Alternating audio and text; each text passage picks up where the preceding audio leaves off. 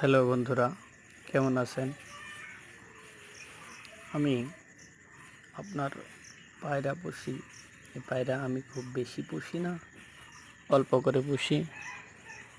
কিন্তু যে কয়টা পুষি সে কয়টা আমার মনের মতো না হলে আমি পুষি না। সে কম দামের হোক আর বেশি দামের হোক, সেটা কথা না। কথা হলো কি, যেই পায়রাটি